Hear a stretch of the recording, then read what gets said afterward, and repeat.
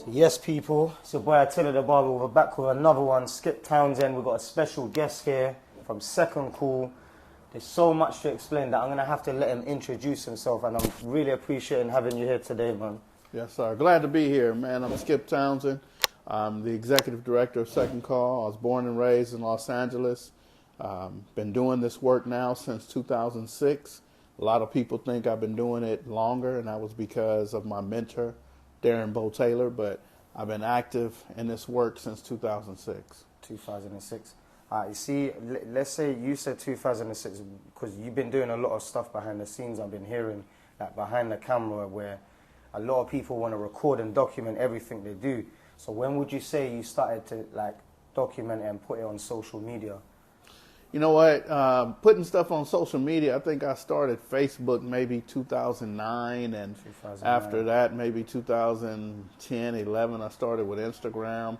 Or no, maybe even longer than that, 2012. But I started a YouTube channel, and I didn't even use it, but I started using it. I see your YouTube channel as well. It's got 29,000.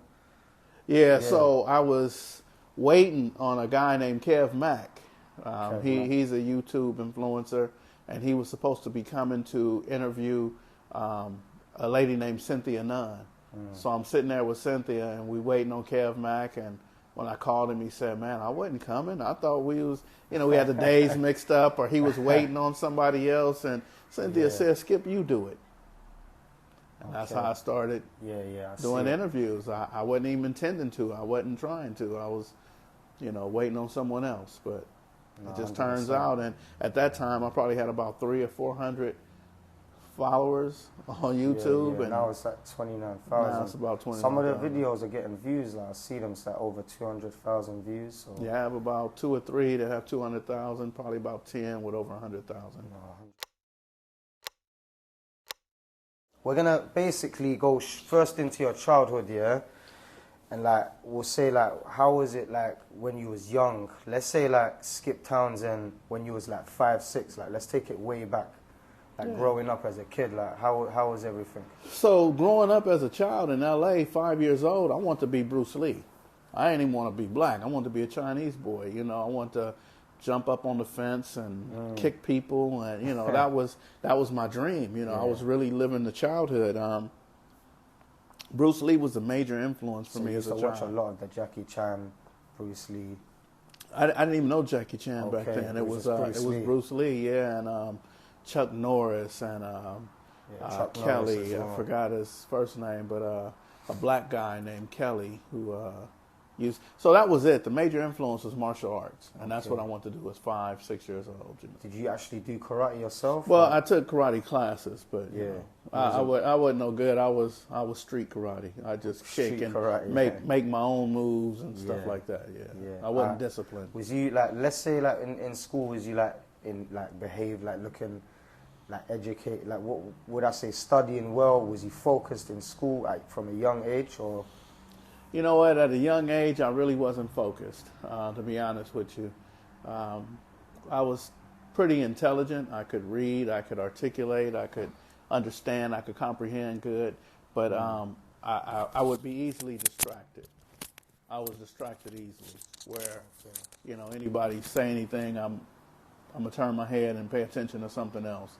So, yeah. Okay, so so we went in from the school, Bruce Lee, karate. So when you was getting older now, let's go back into obviously when you was 13 now. Slowly seeing gangs around you, the lifestyle and everything. How did it come across where you got involved a little bit or saw a little bit of? Well, the first thing that happened to me, as I said, we used to go watch Bruce Lee movies. So we would go downtown LA. And at the time, 1972, the Crips had formed. So they're downtown LA, and they're taking people's jackets and hats. We're little kids. I'm probably 8 or 9 years old. The only thing I have is the money to see the movie. I don't even have money for popcorn or nothing. So I can't afford to lose my money to see the movie. Older guys in the community said that we couldn't go. Told our parents, told the school. We're part of a Christian center, which was a school and a daycare, and said, "Nah, don't let the kids come because the Crips are there." So it made me upset to the point where, what are the Crips and why are they there and why we can't see the movie? So my anger, my attitude. At this time, sorry to bet, you was not no part of no gang member, I but you did hear about the Crips, and did they at any point like rob you or like did they take anything from you? Not at 8 or 9 years old, but there was a counselor, a lady who came out here to go to school. She was from Detroit or somewhere else, and they broke her arm fighting with her to take her jacket. So that immediately made us mad. She was a nice young lady, probably 19 or 20, but you got to understand, I'm 8 or 9, so she's a grown woman to me. So we're looking like, man, who are the Crips and why are they doing that? And that's when a hatred started building for the Crips. Like, they're stopping me from being who I am, stopping me from going where I want to go. Okay. So this is when, like, slowly you had thoughts of trying to see how you can maybe not fight against it, but protect yourself, and how you can. I think I was too vulnerable. I was young then, 8 or 9 years old. There was absolutely nothing I could do. I felt helpless. Like, we can't go to the movies, so we have to do something else. So it wasn't even trying to fight the Crips. It wasn't until about maybe 1975, 76 when I wanted to be black now because of the black exploitation movies. You know, they had Superfly, they had the Mac, a movie called Monkey Hustle, a whole bunch of other movies that were exploiting blacks, right? Now at that time, I want to be black. I want to have a Cadillac. I want a gold chain. I want to, take my shirt off. And but there was another faction of the Crips with Tookie Williams, Mike Concepcion, Barefoot Pookie. So now these are West Side Crips. And my grandmother lived in Inglewood, so we would go to the Fifth Ave movie theater. And in that, we were told we couldn't go there. Couldn't go to the movie theater because of the West Side Crips. You see, when you say West Side Crips, is there a difference between the South Side Crips and West Side Crips, or? Well, they were the East Side Crips, and then the West Side. There were no South Side Crips. Okay, so there's East Side Crips and West Side Crips, but is there any difference, like? Well, they were all the same. The only difference was that with the East Side Crips, it was organized and started by Raymond Washington, his friends, Pistol Pete, Batman. So they're all on the east side of L.A., and they're going everywhere getting people to be Crips. When they went to the west side, now it became Michael Concepcion, Tookie Williams, Barefoot Pookie. These guys were much bigger, much stronger, and they had a wider influence. So now where you might have had 100 or 200 Crips, once Tookie became a Crip, now thousands of people became Crips. Now the Crips just outgrew everybody. Okay, so that's where, when I did watch a bit of it, when you said in jail, is that why there was 7 Crips over 1 blood? Is that right? Oh, definitely. Yeah, so how like, would you say is because of that one guy they got so big? Would you say that? Yeah, I would say they grew because of the influence and I say they grew because of Tookie Williams. Michael Concepcion and a guy named Barefoot Pookie. There's a lot of guys from the West Side. I know I'm leaving out. A guy named Sidewinder, what's his name? Rayford Miles. These are big, like Crip? Yeah, OGs. These are big names. James Miller, Dennis Johnson, Michael Johnson.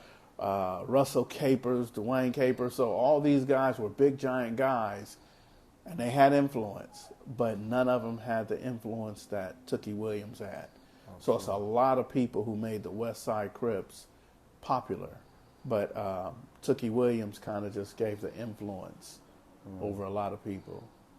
So people who were really strong and had their own identities called themselves the Smacks or whatever park, whatever. It didn't matter. When Tookie came around, they all became Crips. So he was a major influence. Yeah? Major influence. Okay. And then at that time, like, there was the Bloods and Crips that were kind of warring. So there were no Bloods. Yeah, there wasn't no war. There wasn't no Bloods then. Wasn't no Bloods. So what year was this? So this is 75, 76. 75. The Brims were the L.A. Brims. Okay. They weren't Bloods. Like all of these new gangs, like Hoovers, are they new as well? Or? No, Hoovers was original West Side Crips. Okay. But when you talk about the Bloods fought the bullies. These Crips were bullies. They would come and say, hey, you guys are going to be Crips. Okay. People at Athens Park said, so no, we're not. they'll force people to becoming Crips then, And people said, no, we're not. Okay. We're not going to be Crips. You have to fight. Yeah. So what the Athens Park, what Harvard Park, the L.A. Brims, what Ludus Park, the home of the Pyrus, they all fought the bullies. The Chain Gang, Inglewood family, the Hoover family on Adams, West Adams, they fought the bullies. They didn't consider themselves a gang. But when they went to jail, when they went to juvenile hall, they couldn't be put in with the Crips. So the deputies, the staff and the jails said, okay, you guys are the Bloods. And separate them, Crips and the Bloods. They couldn't put you lot together, no Couldn't way. put them in the Crips because you put a Blood in there with 7, 8 Crips, it's not a fair fight. Yeah. So they started separating the Crips from the Bloods. But the Bloods wasn't, I want to reiterate, the Bloods wasn't a gang. The Bloods fought the Crips. Yeah. It's like fighting a bully. You're not going to take my money. You're not going to take my shoes. You're not going to take our park. You're not going to take our community. No, we're not going to be Crips. We're going to fight you. Okay, so that's how the Bloods formed. Right. Okay, to fight against the Crips. And people say, "Oh, that's stupid, man. Y'all stupid." And so why is there y'all peace now? Like, is there peace now? It's much more there peace is, than it was. obviously, you see a lot of stuff like where the Bloods and Crips are trying to come together. That's not even the problem. The problem is Bloods kill Bloods. Pyrus kill Pyrus. Yeah. More Crips kill Crips than anything else. So as much as we bring peace, it's more so how do you deal with anger? How do you deal with emotions? How do you deal with rage? Most people feel with rage and they'll kill their brother. It don't matter if you're a Crip or Blood. Yeah, it's true. Once they got angry, they kill their wives. The wives kill the husband. Yeah. That's not Crip or Blood. That's rage and anger. It's maybe because of the easy access to the firearms as well, and then you get into an argument. Next thing you know, they're dead.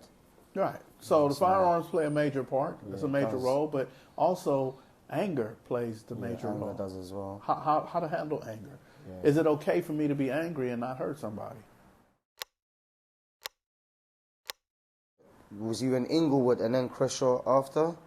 No, so my grandmother lived in Inglewood. So it was about 1973 she moved in Inglewood. So by 74, 75, I'm hanging out in Inglewood going to the movie theaters. And they were saying, nah, the same thing that happened. The Crips will come. Same thing. So after that, you moved to Crenshaw after? Yeah, so 1977, 78, my mother moved to Crenshaw. So let's say we're taking you to Crenshaw now, yeah?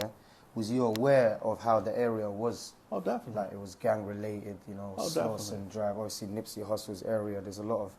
So there was no Nipsey then. We're talking about like 1978. I don't think there was no Nipsey then, obviously, but it was Johnny Springer. Was his gang still there? Yeah, the 60s. Yeah, the rolling 60s. Yeah, it was a guy named John L. Springer, his whole family. Okay. Guy named Big Rick. Guy named Pretty Boy. Pretty Boy. It was a guy named Cat and his younger brothers. So they were the one that formatted the rolling 60s Crips or something. Yeah, so those were some of the original names from the rolling 60s. Baby Huey, those guys. So, like I said, it was no Nipsey Hussle then, but it was the rolling 60s, and, it was a lot of them, Big Fish. Would you say, like, being like, and maybe you could maybe not answer this question, not know this, but would Nipsey being in a, obviously, Crip gang play a big role to him, like what happening to him? Maybe would he have been able to avoid that? Or was it because he was always there in the community? Nipsey avoiding being killed?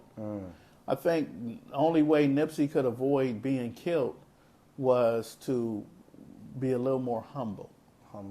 Yeah. So this dude, the guy who they arrested and convicted of killing Nipsey. Was it Eric something? Eric Holder? Yeah, Eric Holder. I believe that if Nipsey would have, told him, hey man, I'm going to get at you later.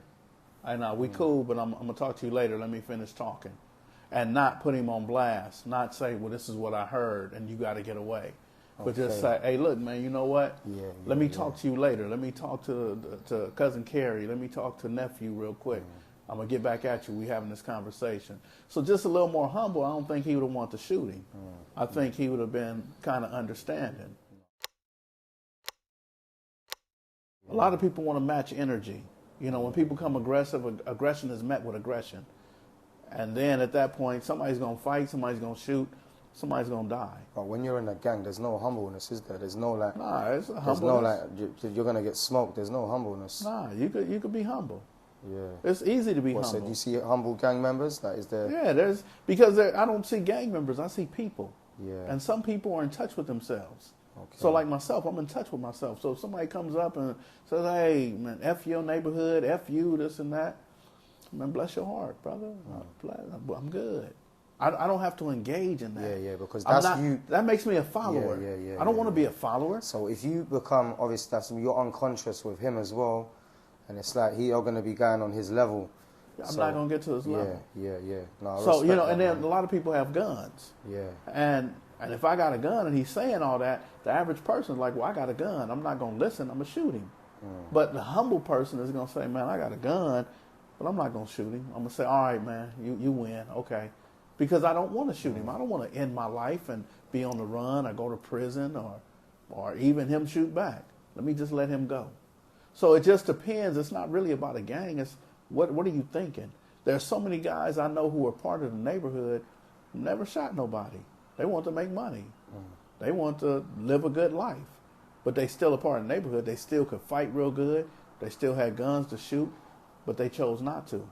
So I think one of the misconceptions about gang lifestyle is you have to do something. You don't have to do nothing. Not in L.A. you don't.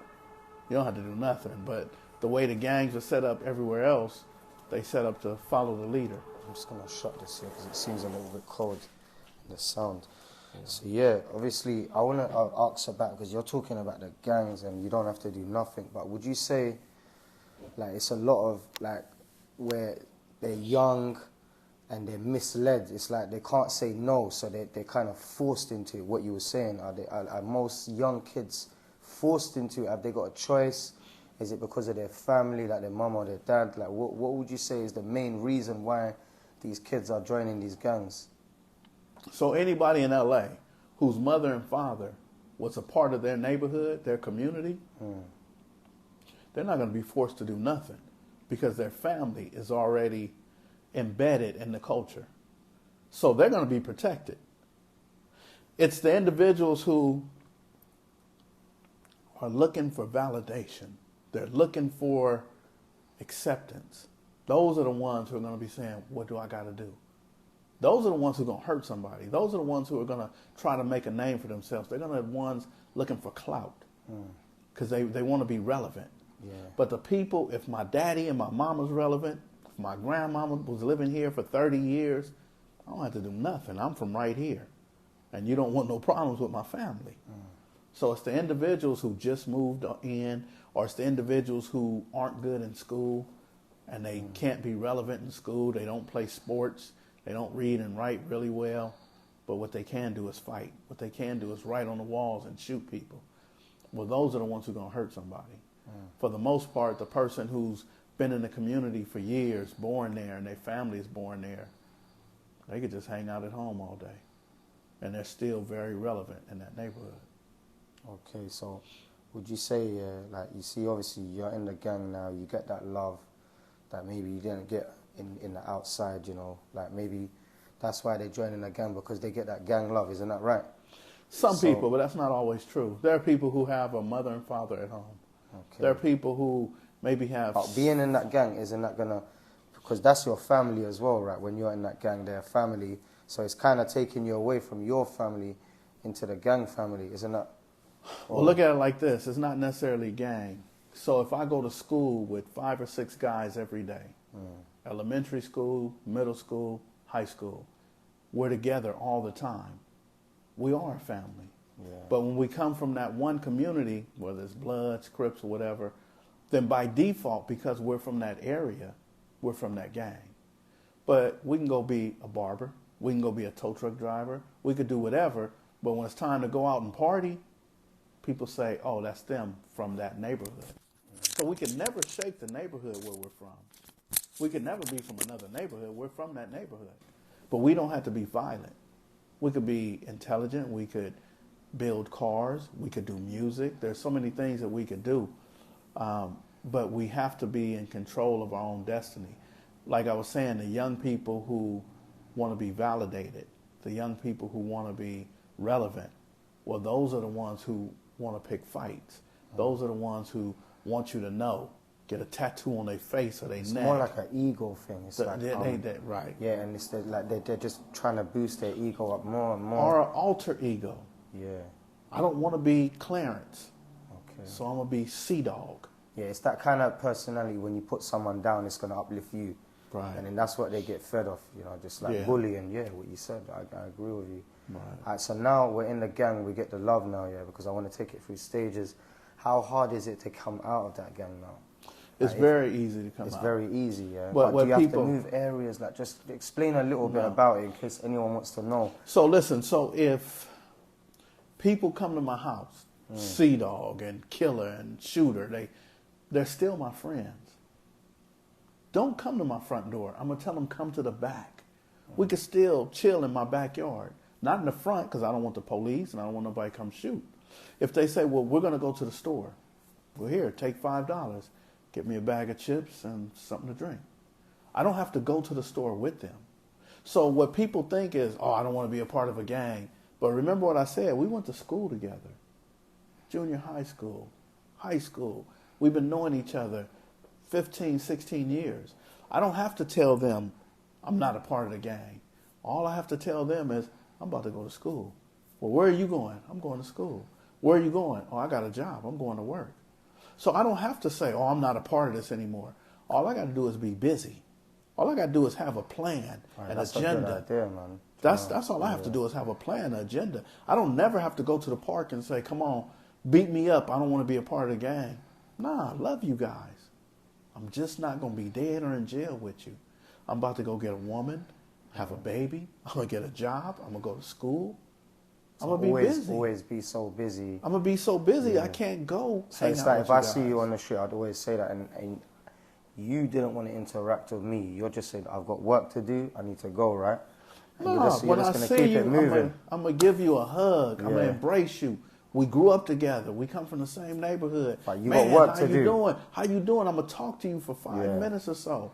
And then you say, hey, we're about to go smoke and go to a party tonight. Man, I got a new baby, 4 months old. I'm about to go home with my baby. And I got work in the morning. I got to get up at 6. So I can't go with you guys, but I'm going to call you and see how it worked out. Do you get it? Yeah, so we're still friends. I'm just not going with you to that party. I like that. You're diffusing it. Yeah, I like that. I'm not going. I got a baby now. I got a job now. You know what? I got to go to school at 6, and then I got work at 3. So I can't go. You know, that type of thing. It's just staying busy. But when people make the mistake, like... So what if you, like get to that point where, like, you left the gang now and, like, you've made all this money driving big cars? Are they going to get jealous? Of course. To try and do something to try and break Yes, that? they will. That's what I'm saying. So, like, does this mean you have to get out of the hood? That's the question. I wouldn't get out the hood. I think Nipsey made it clear. You don't have to get out the hood. You just have to be humble. Okay. So Nipsey... Yeah, but Jay-Z said that if Nipsey, like, just stopped giving for his community and got out the hood, he might have been alive. But what kind of person would he have been? Yeah, then he's not a community. That means he sold his soul. Yeah, he's neighborhood Nip for a reason. That's what I'm saying. Don't sell your soul. Yeah. Be humble. No, I agree with you. You know, I don't want to sell Would the humbleness soul. really have saved his life? I believe so. Yeah? Nipsey had great guys around him. Strong But look at Young guys. Dolph, man. Like, he got killed as well for just promoting the woman's business on the cookies. Yeah, that's the people are always going to hate and they're going to look. But the average person is not going to kill Young Dolph. The average person is going to try to rob him, but not try to kill him. This is an automatic pistol. Like, so they shot him up. They didn't want to rob him. This is a spray. Like, this is... Yeah, that's another rapper too, wasn't it? They got arrested? Another rapper, man. So, I can name more, like the Mo Free rapper. They killed him on the freeway, made him run up the car. Right. Because obviously, I study these things, watch it, and just know. Right. Like, that's why we're obviously here right now with you, because I'm studied you a bit, and I'm interested in your story, and I believe that it is going to help people that are going to join gangs, and that, you know, they might hear what you say today, and tomorrow they wake up and just say what you said. I'm busy now. I'm going to work, and I've got kids now. Remember this, though. I mean? Remember the story in the Bible. Who was it who kissed Jesus Christ? It wasn't a stranger. It was the ones closest to him, right? You know, and that's just how it is with Mo3. That's how it is with Nip. That's how it is with most of these rappers. Somebody who wants that spot, wants that position.